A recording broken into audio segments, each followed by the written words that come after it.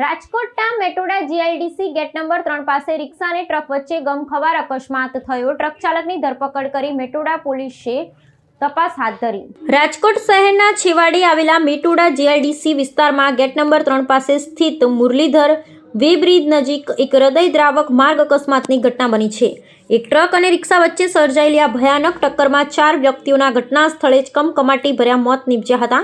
આ અકસ્માત એટલો ગંભીર હતો કે રિક્ષાનો સંપૂર્ણપણે ભૂક્કો બોલી ગયો હતો, જેને કારણે જોનારાઓના કાળજા કપાવી દે તેવા દ્રશ્યો સર્જાયા હતા। ઘટનાની જાણ થતાં જ જિલ્લા પોલીસ અધિક્ષક વિજયસિંહ ગુર્જર સહિતનો ઉચ્ચ પોલીસ કાફલો તાત્કાલિક ધોરણે ઘટના સ્થળે પહોંચી ગયો હતો। અકસ્માતના ચોક્કસ કારણો જાણવા અને પુરાવા એકત્રિત કરવા માટે ફોરેન્સિક સાયન્સ લેબોરેટરીની ટીમને પણ બોલાવવામાં આવી હતી। પોલીસે ત્વરિત કાર્યવાહી હાથ ધરી અકસ્માત સર્જનાર ટ્રક ચાલક બંસી ભારતી ગૌસ્વામીની ધરપકડ કરી લીધી છે। આ સમગ્ર મામલે મેટોડા પોલીસ સ્ટેશનમાં વિધિવત ગુનો દાખલ કરવામાં આવ્યો છે અને કાયદેસરની કાર્યવાહી શરૂ કરવામાં આવી છે। પોલીસે મૃતદેહને પોસ્ટમોર્ટમ અર્થે ખસેડી મૃતકોની ઓળખ અને તેમના પરિવારજનોનો સંપર્ક કરવાની તજવીજ હાથ ધરી છે। આ ગોઝારી ઘટનાને પગલે સમગ્ર પંથકમાં શોકની લાગણી પ્રસરી ગઈ છે અને પોલીસ દ્વારા અકસ્માતની વધુ ઊંડાણપૂર્વક તપાસ ચલાવવામાં આવી રહી છે। આજ રાત્રિમાં કરીબ 9:30 વાગ્યા મેટોડા પોલીસ સ્ટેશનની જ્યુરિડિક્શનમાં મેટોડા જીઆઈડીસીના ગેટ નંબર 3 થી અંદર કરીબ આશરે 500 થી 700 મીટર વચ્ચે એક ટ્રક અને ઓટો રિક્ષા વચ્ચે અકસ્માત થયો। ટ્રક ખાલી હતો અને મેટોડા જીઆઈડીસીની અંદર જતો હતો અને ઓટો રિક્ષા ત્યાંથી બહાર નીકળતો હતો। તો આ ઓટો રિક્ષામાં બેઠેલા વિજય શિવાભાઈ કાગડિયા, વિશાલ શિવાભાઈ કાગડિયા અને ઓટો ડ્રાઈવર સુનિલ અલસીભાઈ વારણિયા અને ચોથા એક માણસ હતા જેનું આઈડેન્ટિફિકેશન હાલ બાકી છે।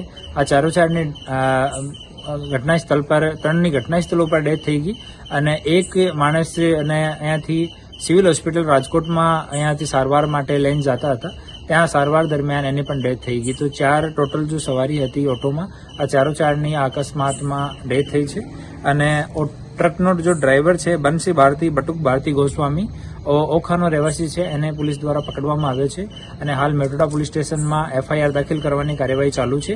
સ્થળ ઉપર FSL અને RTOની વિઝિટ ચાલુ છે અને બાકીની બીજી કાર્યવાહી કરવામાં આવી છે। મૃતકોના પરિવારજનોને જાણ કરવામાં આવી છે। ખાસ મુસાફરો ક્યાંના રહેવાસી હતા તે કઈ સામે?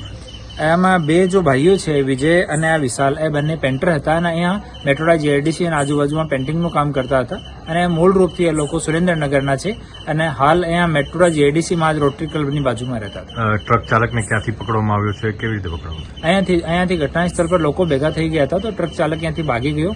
થોડી વારમાં અમે લોકો ટ્રકના નંબરથી એને ટ્રેક કરીને પકડી લીધો।